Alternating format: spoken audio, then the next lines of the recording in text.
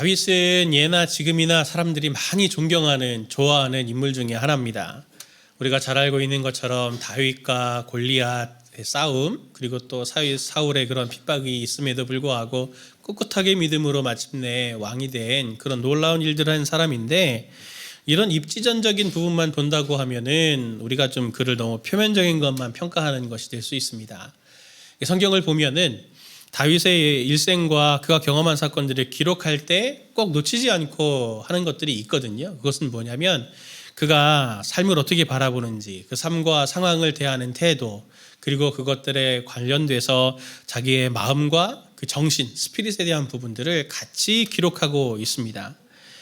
그래서 성경은 우리에게 이 다윗의 이야기들을 통해서 결국 하려고 하는 이야기가 뭐냐면 다윗처럼 너도 할 수 있다 하는 그 얘기를 하고 싶어 하고, 그리고 또 동시에 오늘 너를 하나님이 다윗과 같은 사람으로 부르셨다라고 하는 사명을 우리에게 주시기 위해서입니다. 그런 하나님의 따뜻한 메시지를 오늘 우리에게 주시기 위해서 이 말씀을 주신 거죠. 오늘 다윗이라는 한 인물을 보면서 이 시대에 나를 다윗같이 부르신 그 하나님의 자녀요, 동역자로 부르신 하나님의 그 뜻을 잘 깨닫고 사랑의 음성 듣는 시간 되기를 간절히 원합니다. 오늘 본문에도 보면 다윗이 사울을 피해서 이 시글락이라고 하는 블레셋 도시에 피할 때의 일을 지금 보고 있습니다.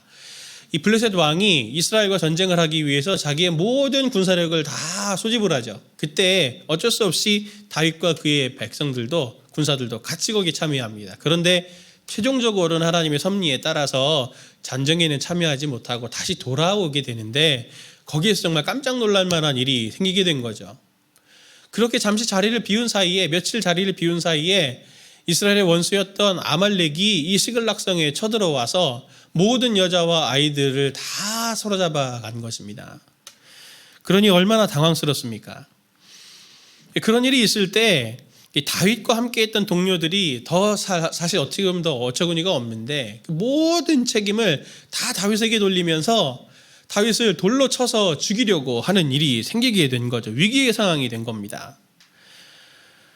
그런데 단 한 사람, 오늘 하나님께서 세우신 이 다윗 한 사람이 있었기 때문에, 다윗이 있었기 때문에 하나님이 다윗을 통해서 그 모든 잃었던 것들을 다시 회복할 수 있도록 해주시고, 또 심지어는 그들이 잃었던 것만이 아니라 더 많은 전리품들을 가지고 돌아올 수 있도록 하나님이 전화위복의 계기로 하나님이 삼으신 이야기를 오늘 본문이 이야기하고 있습니다. 저는 오늘 이 말씀을 통해서 저와 우리 성도님들이 나의 가정과 또 사회 속에서 일하시는 하나님이 찾으시는 다윗같이 정말 하나님이 그 사람이 있기 때문에 모든 상황을 전화위복으로 바꾸시는 단 한 사람으로 하나님이 저희들을 쓰시기를 바라고, 그렇게 성도님들이 하나님의 동역자로 살아가시는 복된 성도님 되시기를 간절히 구합니다. 오늘의 다윗, 오늘날의 다윗으로 우리가 쓰임받기 위해서 구해야 할 하나님의 은혜를 먼저 좀 살펴보려고 하는데, 첫 번째가 무엇이냐면 건강한 현실주의자들이 되기를 저는 구합니다. 우리 성도님들이 건강한 현실주의자들이 되십시오. 제가 가끔씩 머리가 이렇게 복잡할 때 유튜브에서 클립들을 보거든요. 동영상을 보는데 뭘 보냐면 유퀴즈를 봅니다. 아시죠? 유재석 씨가 그렇게 명사들도 만나기도 하지만 저는 좀 마음에 이게 다가오는 게, 그냥 어느 동네 그냥 이렇게 가면서 아주머니도 만나고 아저씨도 만나고 가게도 들어가서 그 사람들의 삶 이야기들 이렇게 나누는 걸 보면서 참 마음이 이렇게 따뜻해지기도 하고 유쾌해지기도 하고 하더라고요. 그래서 제가 그 하는 클립을 봤는데 인상 깊었던 게 뭐냐면, 어느 지역에 가서 그냥 이렇게 가게를 하나 들어갔는데 아저씨가 거기에 계시더라고요. 오래 거기에서부터 나면서부터 거기서 가게를 이렇게 잘하시면서 가게를 하시는 아저씨인데, 여기 몇 년 계신 거예요? 그랬더니 뭐 몇십 년 있었어. 그러면서 되게 퉁명스럽게 말을 하더라고요. 근데 어떻게 이렇게 오래도록 여기 계셨어요? 그랬더니 그 아저씨가 그렇게 얘기하더라고요. 집을 몇 번 튀겼어야 되는데 부모님 때문에 그렇게 못해서 아쉬워. 그래서 유석도 막 웃으면서 아니 집을 왜 튀겨요? 무슨 일인가 했더니 부동산이 오를 때 사람들이 보통 이렇게 몇 번 이사해서 그러면서 이제 이렇게 그 부동산 시세 차익 그렇게 좀 돈을 벌었어야 되는데 나 여기 계속 이렇게 살아가지고 돈을 못 벌어서 이게 아쉽다, 이제 그런 얘기들을 하는 걸 보면서 저도 막 이제 웃었거든요. 근데 제가 그걸 보면서 가만히 보면서 무슨 생각을 했냐면 참 인간이라는 존재가 저렇게 한 곳에 저 몇 평 안 되는 저 공간에 저렇게 일평생 살면서도 꿈을 꾸는 존재구나 하는 그걸 제가 좀 읽게 되었습니다.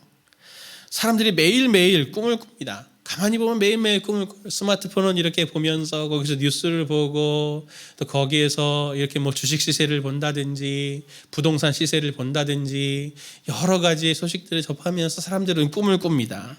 더 나은 삶에 대한 꿈들을 꾸고 그 정보들을 찾으려고 굉장히 애를 쓰죠.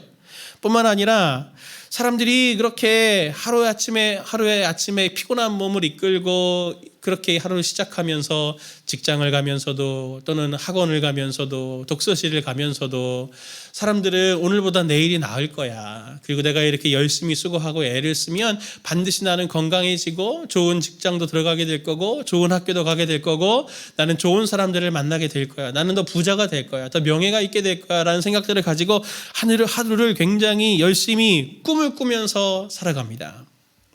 그런데 보십시오. 사람들이 한때 뭐 갭투자, 영끌, 주식, 코인 뭐 이런 것들을 말하면서 이리저리 휩쓸려 다니면서 그렇게 하지 않으면 그런 것들을 하지 않으면 벼락거지가 되었어. 벼락부자가 아니라 가만히 있었더니 나만 혼자 벼락거지가 된 것 같아. 그러면서 그렇게 시류에 따르지 않으면은 마치 어리석은 자가 된 것처럼 조롱하기까지 하는 거 저 봤거든요. 투표하면서도 물건을 사면서도 사람들은 다 크고 작은 꿈과 기대를 가지면서 꿈꾸면서 그렇게 살아갑니다. 그런데 시간이 얼마 지나지 않아서 뒤를 뒤돌아보면은 그 꿈과 기대가 그대로 되지 않아서 허무함을 느끼거나 허탈감을 느끼게 되죠. 그러면서 내가 헛된 꿈을 꾸었구나 이런 생각들을 하게 됩니다.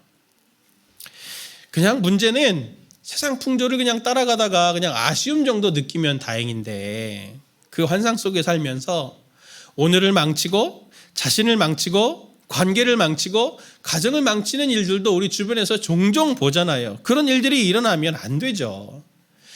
근데 그런 후에 있는 삶을 가만히 뒤돌아보면 그때 뭔가 결정을 했어요. 그때 그 사람들이 대충 결정한 게 아닙니다. 현실적인 결정을 한 거죠. 가장 최선이라고 하는 걸 선택한 겁니다. 꼼꼼히 따져보면서 그 현실적인 대안과 선택을 했다고 하지만 지나고 보면 그게 환상이었구나, 허상이었구나 라고 하는 것을 뒤늦게야 깨닫게 된다는 겁니다. 환상, 그게 무엇입니까? 사전을 보니까 현실적인 기초나 가능성이 없는 헛된 생각이나 공상, 그게 환상이더라고요. 우리는 어떻습니까? 우리도 지금 사람들처럼 이루어지지 않을 꿈, 이루어질지 못 이루어질지 모르는 그런 꿈들을 굉장히 꾸면서 지금도 삶을 굉장히 허비하고 있는 위험한 시도들을 하고 계신 것은 아닌가요? 성경이 말하는 성도는 환상을 꾸는 사람들이 아닙니다. 그것을 오늘 다윗을 통해서 우리에게 선명히 보여주고 있거든요. 현실적인 신앙, 현실적인 삶을 다윗이 신앙을 가지고 어떻게 살 수 있나라고 하는 것을 보여주는데 건강한 현실주의자가 되려면 두 가지를 꼭 기억하셨으면 좋겠습니다. 첫 번째가 무엇이냐면 주어진 상황 속에서 가장 먼저 자기 자신을 잘 지켜야 한다라는 것입니다. 자기 자신을 잘 지켜야 돼요. 사무엘상 30장 6절 전반절을 보면 이렇게 말합니다. 백성들이 자녀들 때문에 마음이 슬퍼서 다윗을 돌로 치자 하니. 백성들이 왜 다윗을 돌로 치자고 합니까? 그들이 다윗에게 온 거거든요. 다윗이 오라고 모은 게 아니고 자 저와 함께 합시다 라고 깃발 들고 모은 게 아니고 사람들이 3, 4, 5 다윗에게로 모인 거예요. 그들이 다윗에게 올 때 바란 소망은 내가 이렇게 소유를 잃고 가족도 잃고 내가 이렇게 될 거야 라고 하는 그게 그들이 바랬던 게 아닙니다. 그래도 사울에게 사는 것보다 다윗에게 모이는 게 조금 더 나을 거야 라고 하는 기대감을 가지고 모였던 거죠. 그런데 그들의 꿈이 산산이 지금 이렇게 깨어진 것 같으니까 지금 다윗을 돌로 치려고 하는 거 아닙니까? 근데 한번 보십시오. 다윗만 그랬나요? 그 사람들만 그랬나요? 다윗도 그랬습니다. 30장 5절 말씀 보니까 다윗의 두 아내 이스라엘 여인 아히노암과 갈멜 사람 나발의 아내였던 아비가일도 사로잡혔더라 그랬습니다. 다윗도 사로잡혀 갔어요. 그 아내들도 사로잡혀 갔어요. 자기도 몰랐어요. 똑같은 처지예요. 그런데 사람들은 다윗을 비난하면서 당신 때문이야 그러면서 돌로 치려고 하는데 다윗은 어떻게 반응을 합니까? 다윗도 억울하죠. 다윗도 원망할 수 있습니다. 하나님께. 하나님 뭡니까 도대체 이게 하면서 하나님을 막 원망할 수 있는데 다윗은 그렇게 하나님께 원망이나 책임 전가를 하지 않았습니다. 그래서 다윗이 한 게 무엇입니까? 6절 말씀을 다시 함께 우리 같이 보도록 하겠습니다. 같이 봅니다. 백성들이 자녀들 때문에 마음이 슬퍼서 다윗을 돌로 치자 하니 다윗이 크게 다급하였으나 그의 하나님 여호와를 힘입고 용기를 얻었더라. 아멘. 6절 말씀에 다윗이 다급하였으나 다윗이 크게 다급하였다 할 때 다급하다라고 하는 히브리어 원문의 뜻은 어떤 뜻이냐면은 포위되다라는 뜻입니다. 사방이 다 둘러싸여 가지고 어떻게 탈출할 곳이 없는 그런 아주 절박한 상황을 묘사하고 있는 거죠. 빠져나갈 구멍이 없습니다. 다윗의 사람들과 다윗은 모두 같은 지금 상황에 처했지만 다윗의 다른 점은 분명히 있습니다. 그게 무엇입니까? 바로 그가 가장 먼저 한 것은 그의 하나님 여호와를 힘입고 용기를 얻었다라고 6절이 말합니다. 하나님의 이름이 독특하게 하나님 여호와를 힘입고 이렇게 묘사하고 있는데 굉장히 의도적인 겁니다. 하나님의 이름이 굉장히 다양하게 등장하거든요. 구약에는. 그런데 특별히 여호와라고 하는 이 단어를 쓸 때는 하나님의 구원하심이 나타날 때, 하나님이 어떤 사람에게 구원을 베푸실 때 그 구원자로서의 특징을 설명하는 단어 중에 하나가 바로 이 여호와라는 이름을 씁니다. 그러니 다윗이 정말 사방이 막혀가지고 도저히 나에게 솟아날 구멍이 없을 때 다윗은 제일 먼저 한 것이 하나님께 나아가서 하나님께 힘을 얻고 자신감을 되찾았다라고 지금 이렇게 말합니다. 이거 뭐 당연한 거예요. 이거 다 아는 것 같은데 이거 잘 몰라요. 이거 우리가 좀 잘 생각해 봐야 됩니다. 사람들은 상황에 쌓이잖아요. 그러면 보통 상황을 풀어내려고 하지 하나님께 이렇게 나아가서 자기 자신을 돌보려고 안 합니다. 계좌가 돈이 부족하거나 어떤 계약이 잘 막혀 있거나 막 이제 이러면 그걸 어떻게 풀어낼까 막 생각하고 고민하는 대안을 세우려고 하지 상황에 빠진 자기 자신을 잘 돌보지 않으려고 하거든요. 성도님들 장기 한번 둬보신 적 있습니까? 장기나 바둑, 오목 이런 거 둬보셨죠? 누가 잘 둡니까? 누가 잘 두나요? 훈수 두는 사람이 잘 둡니다. 아시죠? 경험 다 해보셨잖아요. 막상 자기가 당사자가 되면은 잘 둬도 당사자가 되면 내가 이겨야 해라고 하는 이 마음으로 시선이 좁아지고 상황 판단을 잘 못해요. 근데 당사자가 아닌 사람이 이렇게 양쪽을 다 이렇게 보면은 수가 보이죠. 수가. 그러면서 저건 저렇게 하는 게 나을 것 같은데 왜 저거 바보같이 못하지? 그러면서 이렇게 막 속으로도 막 욕해 보신 적 있으시잖아요. 저만 그런 모양입니다. 성도님들이 상황 속에서 빠지게 되면은 시선이 좁아집니다. 판단력도 좁아져요. 패닉에 빠지면 안 돼요. 상황은 답답하지만 상황을 뚫고 나갈 사람 누굽니까? 나예요. 난데 그 상황 속에서 내가 힘이 떨어지거나 상황 판단을 제대로 못하거나 내가 거기에 패닉이 빠져서 시선이 좁아지면은 악순환인 행동을 하거나 결정을 할 가능성이 높고 주저앉을 가능성이 높아지죠. 그러면 누가 그 상황에서 나를 뚫고 나갈 수 있게 해줍니까? 상황은 답답하지만 그 상황에서 내가 관리가 안 되면 이 상황은 누가 대신 나를 건져줄 수가 없습니다. 가장 먼저 어떤 상황에서 자기 자신을 돌봐야 할 게 뭐냐면 문제를 해결하는 방식이 아니고 그 문제에 빠진 나를 잘 돌보는 게 굉장히 중요합니다. 자신의 영혼과 육신을 돌보는 게 중요한 거죠. 다윗이 지금 그렇게 하지 않습니까? 사람들이 돌로 치려고 할 때 그 사람들을 막 몇 마디의 말로 사람들에게 변명을 하거나 헛된 꿈을 주는 그런 방식이 아니고 대안을 주는 방식이 아니고 마음이 다급했지만 하나님 앞에 나아가서 여호와를 인하여서 힘입고 용기를 얻었더라. 그렇게 이야기하고 있습니다. 원문을 보면 그 자신이 힘을 얻었다. 이렇게 표현을 하고 있어요. 가장 먼저 상황에서 자신을 돌봐야 할 사람은 상황도 아니고 이웃도 아니고 나 자신입니다. 나의 영과 육신을 잘 돌보시는 그것이 바로, 자신감을 되찾는 그것이 바로 이 모든 상황을 뚫고 나갈 수 있는 첫 번째 현실적인 신앙의 대안이고, 그리고 그 후에 하나님 앞에 나아가서 하나님께 사랑을 확인하고 하나님께서 내게 인도하시는 그 인도하심을 받을 준비가 되는 것이죠. 그것이 바로 건강한 현실주의자가 되는 두 번째 방법입니다. 상황을 직면하고 하나님의 인도를 구하는 것이죠. 자신감을 되찾은 다윗이 다음 한 것이 무엇입니까? 사무엘상 30장 7절 8절 말씀을 같이 함께 보겠습니다. 다윗이 아히멜렉의 아들 제사장 아비아달에게 이르되 원하건대 에봇을 내게로 가져오라. 아비아달이 에봇을 다윗에게로 가져가매 다윗이 여호와께 묻자와 이르되 내가 이 군대를 추격하면 따라잡겠나이까 하니 여호와께서 그에게 대답하시되 그를 쫓아가라. 내가 반드시 따라잡고 도로 찾으리라. 아멘. 다윗은 본인이 내면의 힘을 회복한 후에, 하나님으로부터 힘을 공급받아 회복한 후에 바로 아비아달을 불러서 에봇을 가져오라 합니다. 그리고 하나님께 묻죠. 하나님, 제가 이 아말렉을 추격할까요? 말까요? 하나님께서는 그에게 말씀하시죠. 따라가라. 내가 얻은 거, 잃은 거 다 얻을 것이고 더 얻을 거다. 다윗은 용기를 얻은 후에 백성들을 무마하려 하지 않고 바로 다음 한 것이 바로 현실을 직면하는 방식입니다. 내 앞에 지금 있는 상황에 구체적인 대응을 하나님께 묻고 행동하는 방식으로 탈출하고 있죠. 위기를 탈출하고 있습니다. 다윗은 늘 비전과 꿈을 가진 사람이었지만 헛된 망상을 가진 사람이 아니었어요. 오히려 오늘에 반응하고 오늘에 충실한 사람이었습니다.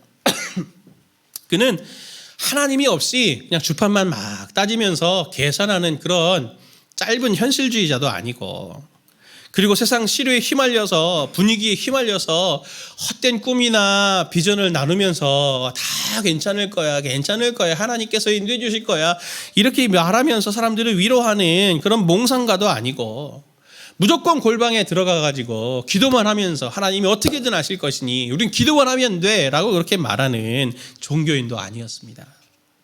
잠언 27장 23절 말씀을 보면 이런 말씀이 있습니다. 내 양떼의 형편을 부지런히 살피며 내 솥대에게 마음을 두라. 내 양떼의 형편을 부지런히 살피며 내 솥대에게 마음을 두라. 오늘 다윗의 모습을 보십시오. 다윗은 정말 자신에게 맡겨진 솥대와 양떼에게 마음을 두는 사람의 이 실체를 보여줍니다. 다급한 다윗의 상황을 한번 대입해 보십시오. 내가 지금 다윗의 상황이다. 그럼 성도님들은 어떻게 하실 것 같습니까? 사람들이 돌을 들고 이게 다 당신 때문이야! 라고 그러면서 막 돌을 들어 치려고 할 때 성도님들은 뭐라고 하시겠어요? 내가 오라 그랬어? 가! 그럼 가. 알아서 해봐 그러면. 왜 나한테 뭐라 그래? 나도 지금 똑같은 상황이야. 나도 답답해. 왜 나한테 뭐라 그래? 내가 뭐 당신들에게 책임져야 될 의무가 있습니까? 당신들이 온 것인데 하면서 오히려 막 비난하고 싸우고 막 그렇게 할 수도 있는데, 다윗은 다급한 상황에서 그렇게 하지 않고 다윗의 태도를 보십시오. 감정이 안 느껴져요. 원망도 없어요. 두려움도 없어요. 걱정도 없어요. 그렇다고 어떤 희망도 없어요.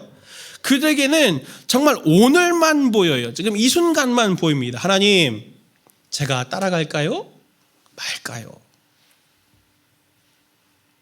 하나님의 그 인도하심이 있을 때 그거 인도대로 그냥 따르겠다라고 하는 충실한 반응만, 어떻게 보면 기계적인 반응만 있습니다.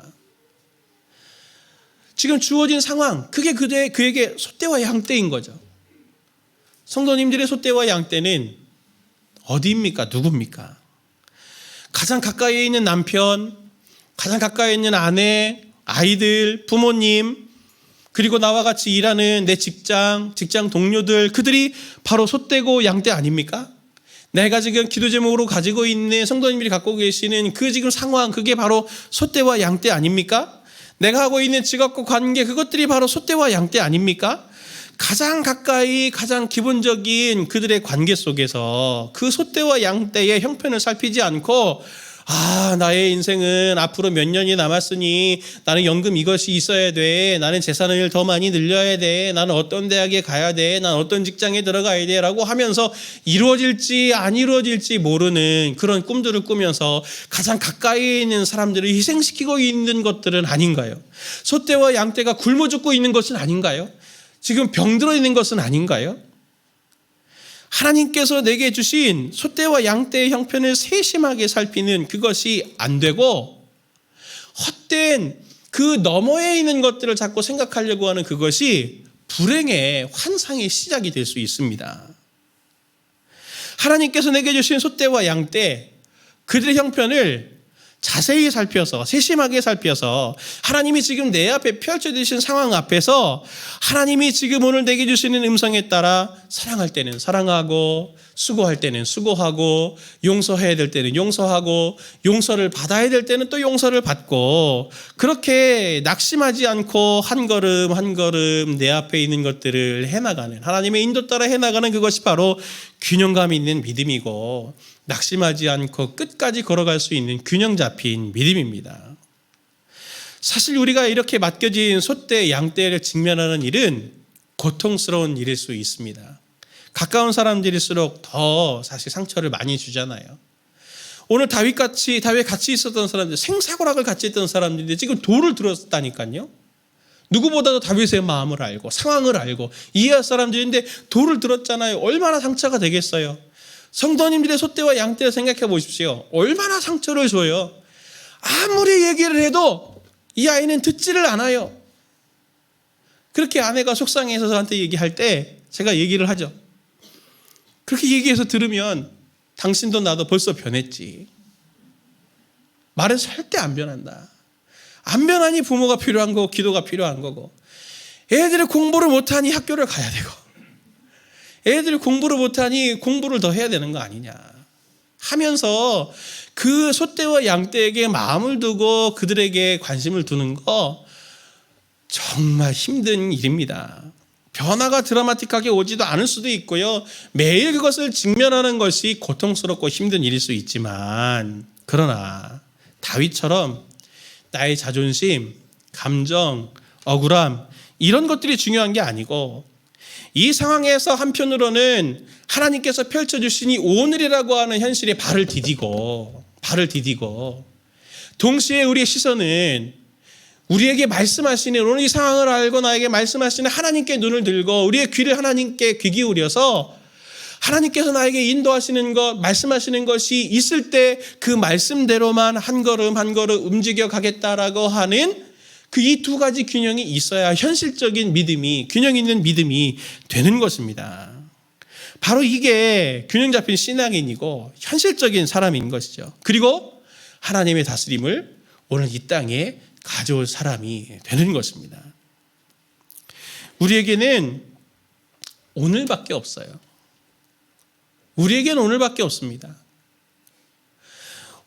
내 소떼와 양떼의 형편을 살필 날은 오늘밖에 없고요. 하나님의 음성이 있을 때 그것에 다윗처럼 민감하게 반응해서 순종할 수 있는 날도 오늘밖에 없습니다. 내일이 있으실 것 같죠? 없으면 어떡하시려고요? 예수님이 1분 후에 오시면 어떻게 하시려고요? 오늘의 저의 생명이 오늘까지면 어떻게 하시려고요? 제 친구, 제 후배도 아버님하고 아버님 다녀오세요 했는데 안 돌아오셨어요. 너무 충격을 받더라고요. 우리는 우리의 생명이 영원할 거라고 생각하지만 우리 때는 모릅니다. 오늘 우리에게는 오늘밖에 없어요.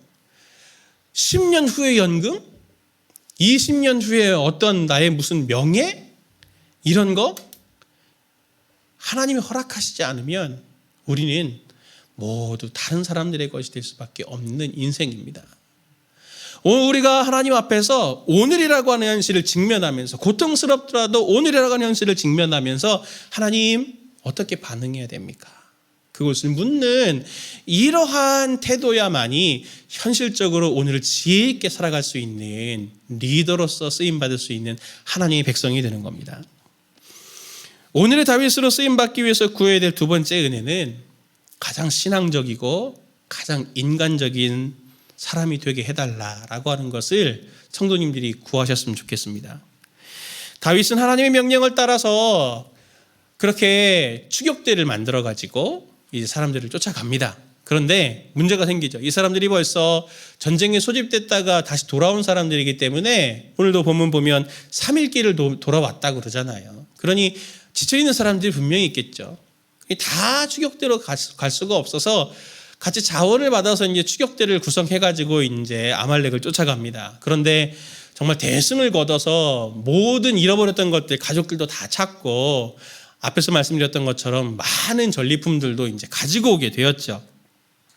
돌아오는 길에 한 가지 일이 생깁니다. 사무엘상 30장 22절 말씀을 보니까 이렇게 말합니다. 다윗과 함께 갔던 자들 가운데 악한 자와 불량배들이 다 이르되 그들이 우리와 함께 가지 아니하였은즉 우리가 도로 찾은 물건은 무엇이든지 그들에게 주지 말고 각자의 처자만 데리고 떠나가게 하라 하는지라. 악한 자와 불량한 사람들이 이렇게 얘기하는 거죠.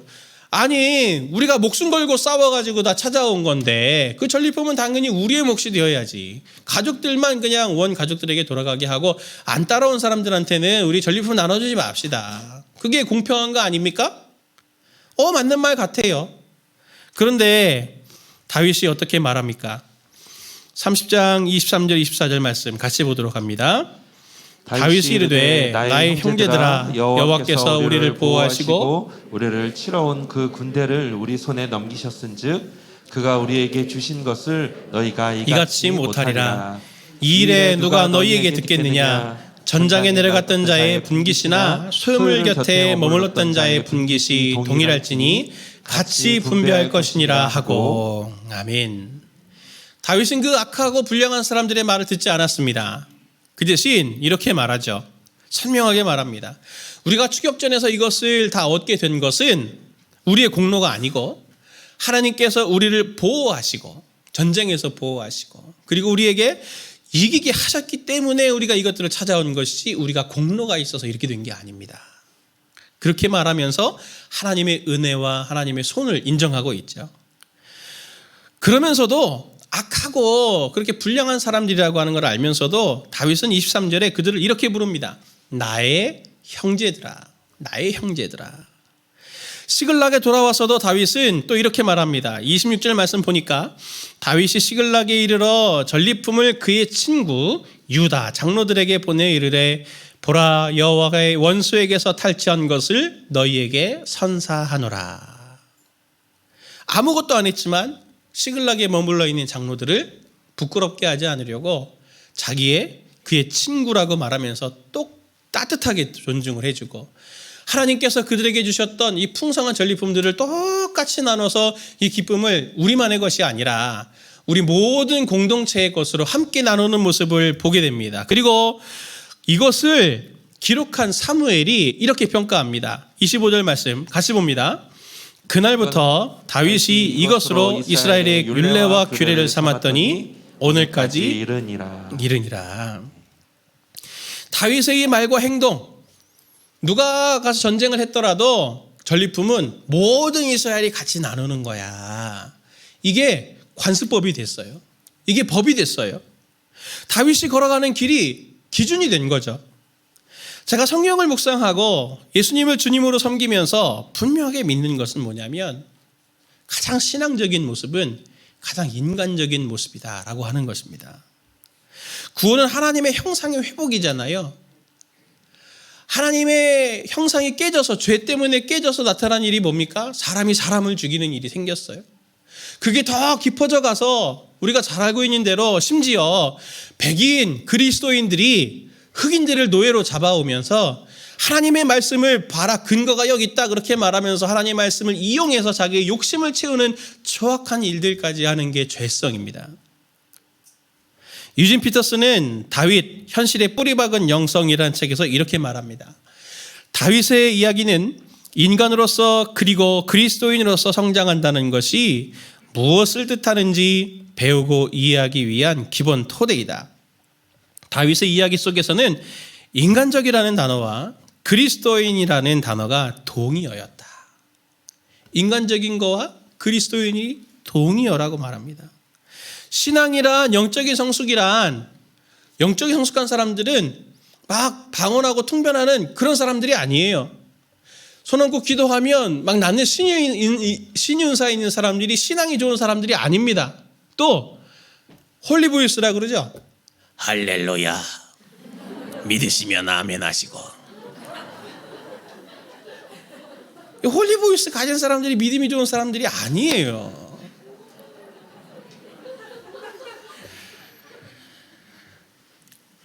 그런 종교인이나 성인군자 되는 게 믿음이 좋은 사람들이 아니라 가장 인간이 되는 거죠. 하나님이 원래 창조하셨던 그 인간의 모습 회복하는 사랑입니다.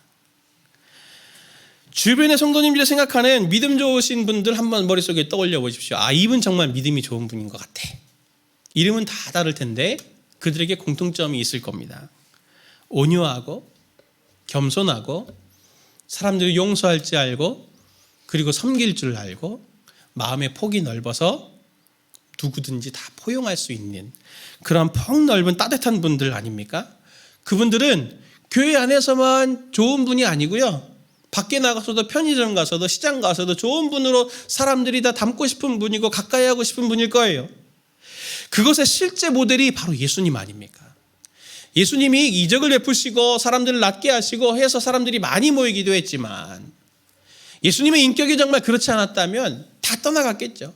그렇게 수십만의 사람들이 예수님이 있는 곳에 막 몰리면서 어떻게든 그분과 함께 조금이라도 더 있고 싶고 했던 그 이유 중에 하나는 정말 예수님이 가장 인간이셨기 때문입니다. 그렇게 한편으로는 모든 상황 속에서 하나님께 대한 시선을 놓치지 않고 또 동시에 자신과 함께 있는 사람들, 자신의 양떼와 소떼에게 마음을 두면서 그들을 어떻게 해서든지 돌보려고 하고 마음을 두고 사랑하려고 하셨던 함께 울고 웃는 아름다운 관계를 맺어가는 끝까지 사랑하셔서 그 아름다운 관계를 맺어가는 그 성숙한 모습이 예수님에게 있었기 때문에 사람들이 그렇게 예수님께 모여든 거 아닙니까?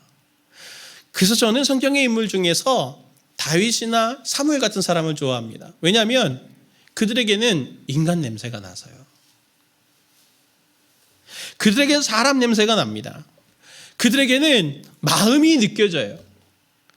하나님을 닮으면 닮을수록 인격적인 면, 도덕적인 면에서 색색 잡을 것이 없고 그리고 그들에게서는 그 마음이라고 하는 것이 이렇게 흘러나오는 게 느껴집니다. 하나님은 자신을 모델로 해서 우리를 지으셨어요. 인간을 지으셨어요. 하나님을 닮은 모습은 가장 자연스럽고 가장 아름다운 모습입니다. 우리가 이걸 담고자 해야죠. 성도님들이 이것을 담고자 하셔야 됩니다. 가끔 신앙 좋다라고 하는 분들 만날 때 사람 냄새 안 나시는 분들이 있잖아요. 종교인 냄새 나는 사람들이 있잖아요. 그런 사람들은 종교인이지 하나님을 닮은 그리스도인일 수는 없습니다. 저는 저와 우리 성도님들이 정말 다윗 같은 사람 됐으면 좋겠습니다. 사람 냄새가 나는 사람.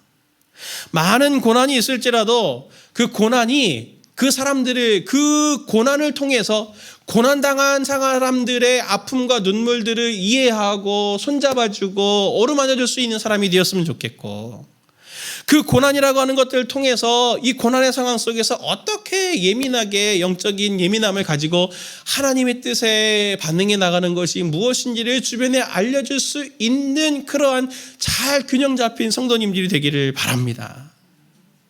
사랑하는 성도님들, 주변을 보면요 가정 안에도 길 잃은 사람들이 너무 많잖아요. 나이 자녀인데도 낙담하고 실패해서 주저앉아 있고 탄식하고 눈물 흘리는 지체들이 있잖아요. 여러 도전들을 했는데 안 되는 것들도 있고 건강 문제 때문에 힘들어하는 지체들도 있고 그들에게 누가 소망이 되어줄 겁니까? 누가 여기에 길이 있다고 얘기를 해줄 겁니까? 바로 그들을 소떼와 양떼로 하나님께서 부여해 주신 성도님들이 바로 그들의 길을 인도하는 길잡이가 되어주셔야 되지 않겠습니까? 사랑하는 성도님들, 사람들은 헛된 꿈을 꿉니다. 지금도 헛된 꿈을 따라 쫓아가고 너무 안타깝게도 뻔히 보이는 그 실패와 허물을 향해 달려갑니다. 그러나 하나님께서 오늘 성도님들에게 맡겨주신 소떼와 양떼의 마음을 두면서 오늘 이 삶의 자리에서 하나님의 지시와 명령을 따라 한 걸음 한 걸음 어떤 사람들에게 길잡이가 되어주실 수 있는 가장 균형 잡힌 그리스도인으로 인간으로 하나님과 사람들 앞에 세워지시기를 예수님의 이름으로 축원을 드립니다.